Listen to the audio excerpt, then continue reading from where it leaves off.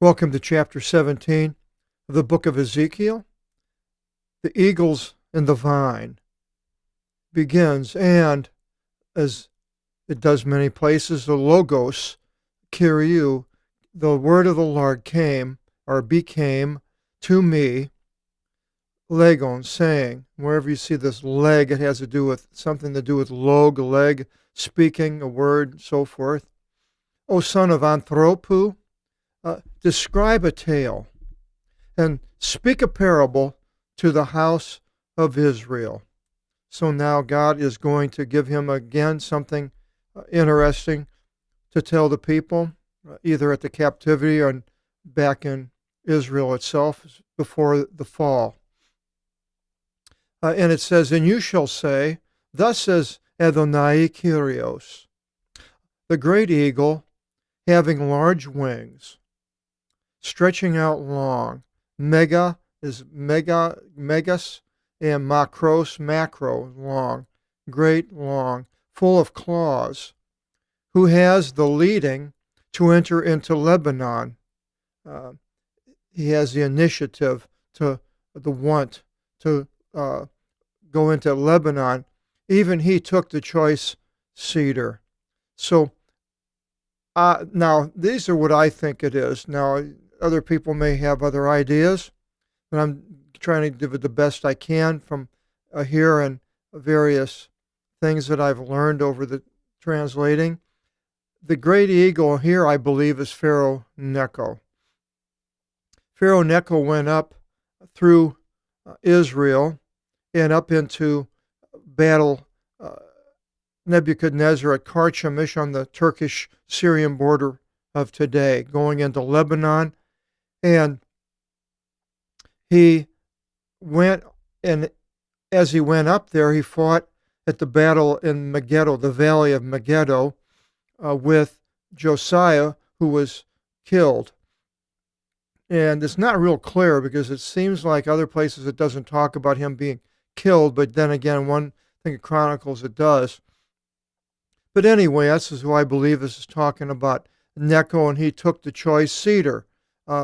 Could be killing Josiah. And then he set up Josiah's son, Jehoiahaz, as king in Israel. The tips of the tenderness he plucked off and brought them into the land of Canaan. Now, after he put in Jehoiahaz, his son was deposed and was taken into Egypt as Necho came back down from the battle of Karchemish after defeating Josiah and being defeated by Nebuchadnezzar. So then the another son, Jehoiakim of Josiah, was set up by Necho when Necho came back down. And the tips of the tenderness he plucked off and brought them into the land of Canaan, and he put them into a city being walled. And he took from the seed of the land and put it into the ground fit for sowing. And I believe this is Jehoiakim, as a plant by much water. He arranged it for attention. And so Jehoiakim was set up by Necho. And it arose and became a vine, being weakened and small in greatness. It was a kingdom, for its vine branches upon it to be apparent, and its roots were underneath it. And it became a vine and produced layers of vines and stretched out its tendrils. And Jehoiakim lasted for, I think, 11 years. And there was another great eagle. Now, this great eagle here in 7, the second one, I believe, is Nebuchadnezzar, having large wings and many claws. And behold, her grapevine was being twisted unto him, and her roots unto him. So when Nebuchadnezzar came down after Necho, and then came in and put Jehoiakim under vassalage, where Jehoiakim would send money and gold to him. But Jehoiakim only was a vassal for 3 years, and then he revolted. And so it says here, and her roots sent to him, and her vine branches she sent out to him, being Israel or Jerusalem, to water her with the casting away from her planting. In good ground, upon much water, she was fattened to produce buds and to bear fruit, doing well, to be made into a great vine branch. On account of this, say, Thus says Adonai the Lord, shall she prosper?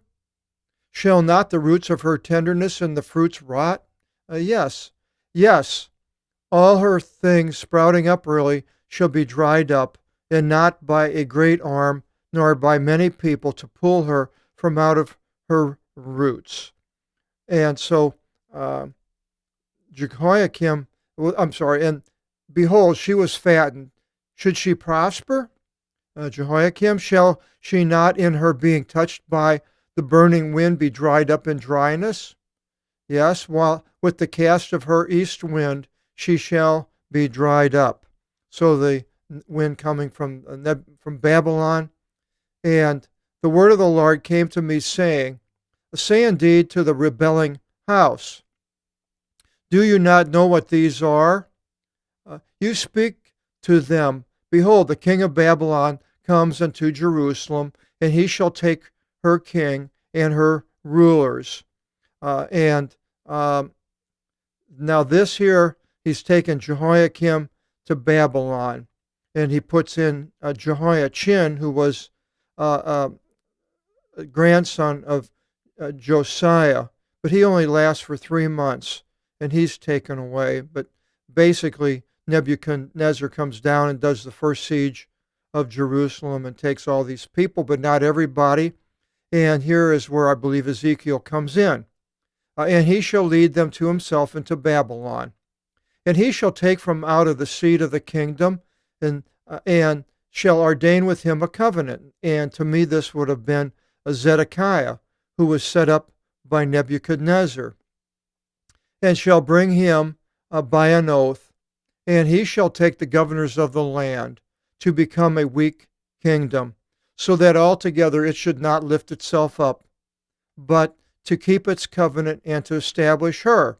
So Zedekiah was now set up by Nebuchadnezzar, but Zedekiah revolted against the vassalage of Nebuchadnezzar.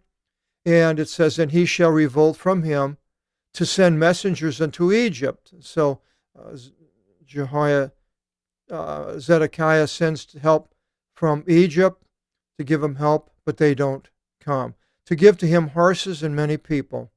Shall he prosper? Shall the ones acting opposite be preserved? And shall one violating covenant be preserved? Well, he's violated the covenant with Nebuchadnezzar. As I live, says Adonai the Lord, surely in the place of the king giving him rain, Nebuchadnezzar, who disgraced my oath, Zedekiah, and violated my covenant, he shall come to an end with him, being Nebuchadnezzar, in the midst of Babylon, which he did. He was blinded, taken up, his sons killed before his face, and he was blinded, and he was taken into Babylon. And not by great power, nor by a great multitude shall Pharaoh make war with him in throwing up a palisade. It didn't come against Nebuchadnezzar, and with construction of a range of weapons to remove many souls. And he disgraced the swearing of an oath, violating the covenant, one with Nebuchadnezzar, and behold, he appointed his hand, made himself separate from Nebuchadnezzar, and all these things he did to him. He shall not escape. And Zedekiah didn't. On account of this, say, Thus says Adonai the Lord, as I live, surely, swearing by my oath which he disgraced, now he must have gave an oath of Yahweh or Jehovah to Nebuchadnezzar, and my covenant which he violated, that I will impute it on his head. And I will spread forth upon him my net. And he shall be captured in his being encompassed about. And that's what we went through in the last chapter. And he was captured when he left the city of Jerusalem as it was being taken by the Babylonians and escaped, but was captured in Jericho. And I will lead him into Babylon. He was taken up to Deblathah. That's where he was killed, where his sons were killed. He was blinded and taken to Babylon, and shall litigate with him there concerning his iniquity of which he transgressed against me. And all the transgressions are listed in the book of Jeremiah towards the end. In all his exiles, in every battle array of his, they shall fall by the broadsword. And the remaining I will scatter unto every wind. All the people were scattered into Moab, Edom, Ammon, Israel, Syria, and so forth. And you shall realize that I, the Lord, have spoken. For thus says Adonai the Lord, and I will take, even I, from out of the chosen of the cedar, from out of its top. Now that would be the kingship, but the king was taken, the last king. So he's going to take it from out of its top. So what is that? And I will give from the head of her shoots, and I will pluck off from out of her heart, and I will plant upon a high mountain. Now, this is going to seem strange to maybe a lot of you, but I believe, I was looking at this now, who could it be? It's talking about he, and I will give from the head of her shoots, and then all of a sudden there's a female appears. Now, I will give from the head of her shoots, being Israel, it's a possibility, and I will pluck off from out of her heart, and I will plant upon a high mountain. So now, I'm thinking, now what in the world could it be? Then I was thinking, well, in Luke 2:35, it says, and even you, this was Simeon, and even you, a broadsword shall go through your soul, so that the thoughts from many hearts should be uncovered. And that was Mary. And then it continues, why I think that was Mary, because it continues and it says, and I will hang him. Then there's a man on an elevated mountain of Israel. So now who is this hanging him? This is what's so great about the Apostolic Bible Polyglot. You have these Greek words and you can go into the Greek Old Testament, which I did for 29:10. And what did I find? I found 4 places. And the first one, it says, and one of the hanging evildoers, the crucifixion, blasphemed him, saying, if you are the Christ, save yourself and us. That's Luke 23:39. The hanging, the same word. The ones hanging with him. So Jesus was hanging. And then in Acts 5:30, it says, the God of our fathers raised Jesus, whom you laid hands upon, having hanged him upon a tree. Right here, hanging him on an elevated mountain, which that's what it was in Israel, the Golgotha. And I will plant it. And another one is Acts 10:39. It says, and we are witnesses of which he did, both in the region of the Jews and in Jerusalem, whom they did away with by hanging upon a timber. Acts 10:39. Again, another place, the hanging. And then Galatians 3:13. Christ bought us back from out of the curse of the law, having become a curse for us. For it has been written, accursed is every one hanging upon a tree. Galatians 3:13. I will hang him on an elevated mountain of Israel, and I will plant it. Now, who else could this be but Jesus Christ?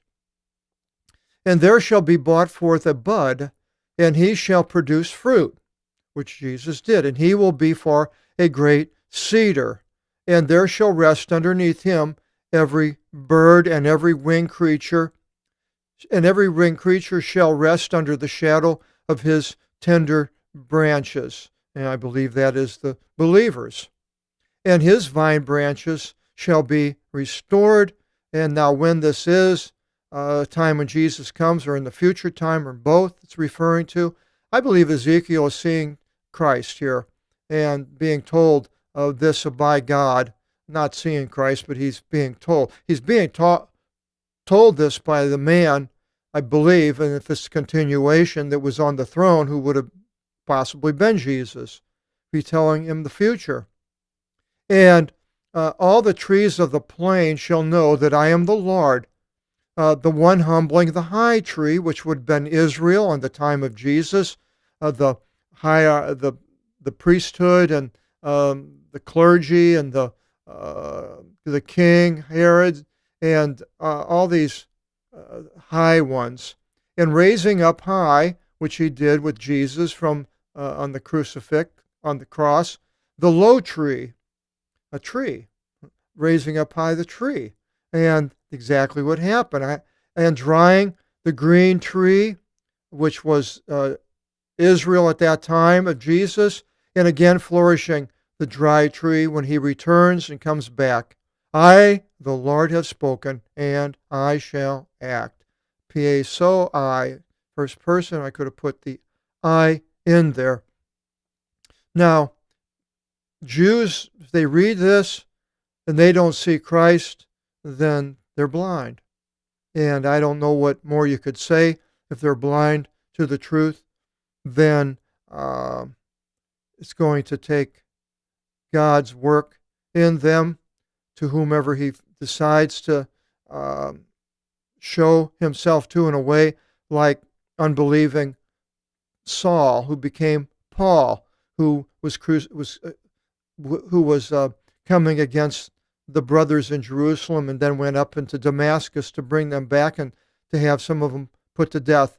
And so God did work with Saul, and he can work with these sort of Jews that he has chosen for this purpose. But on the whole, I don't see a good happening occurring soon, but the opposite.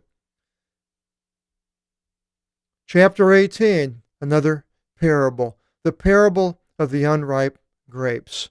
And we will be going through that chapter next, our next video seminar. Hope you'll join us, and God bless.